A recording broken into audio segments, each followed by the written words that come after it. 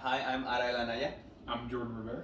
and our product was the emergency drone. We essentially designed this small, lightweight portable drone that would allow us to carry small amounts of supplies, such as small cans of food, water bottles, or even small med kits, to people in hard-to-reach locations during natural disasters, such as during, let's say, an avalanche or an earthquake. So, as you already know, our project did spontaneously combust into flames during testing. So we don't necessarily have a lot of working components, but we're going to go ahead and play a short video now that's going to feature all of the footage that we do have of the drone working.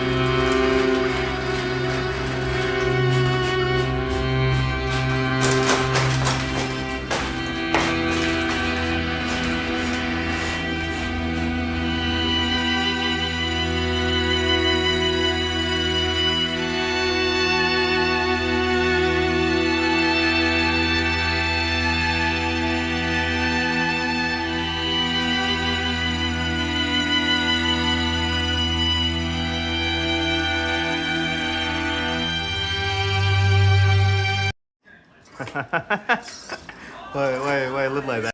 And so here is our controller and our classic pop-off controller.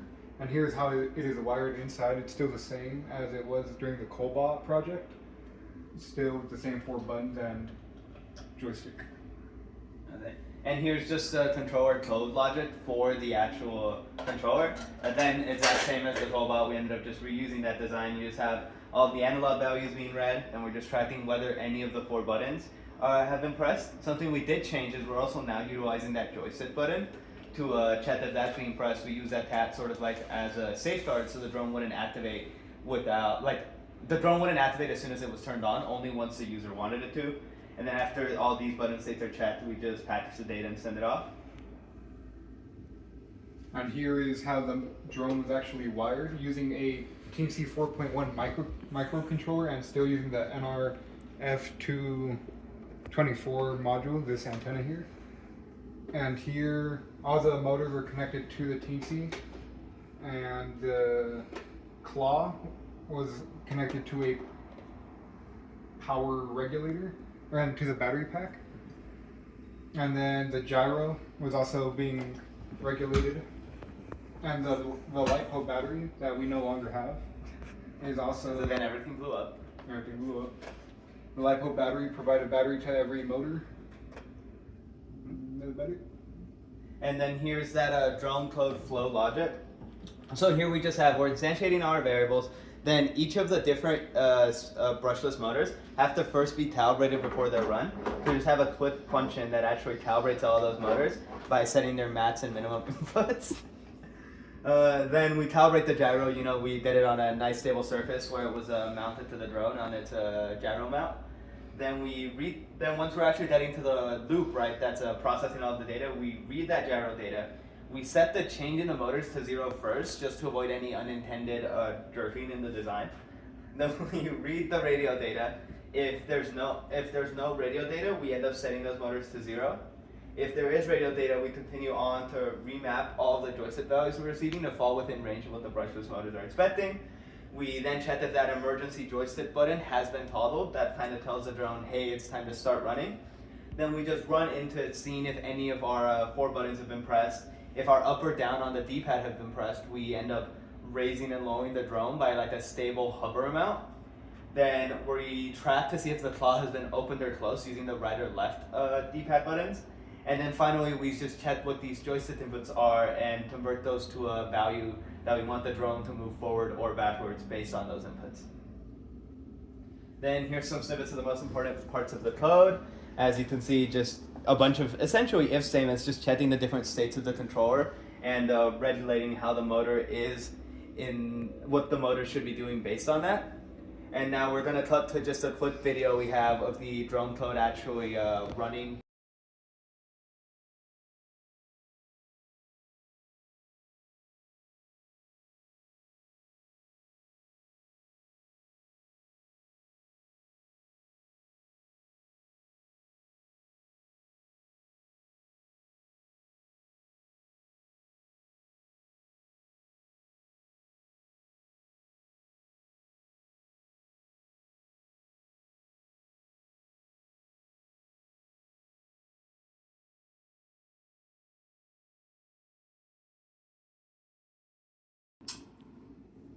And so here is our initial drone prototype design. And as you can see, it is a bit different from our final design, where this was ripped off of the internet for free. And as you can see, there are a few changes. So let's talk about some iterations that we went through during the design.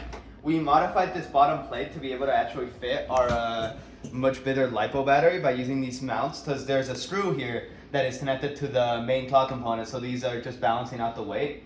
Then up here you'll notice this bid mounting platform. This was just essentially a place where we could mount the Teensy with its breadboard and then have all the wires running out to all 4 of the speed controllers that were mounted here on the side.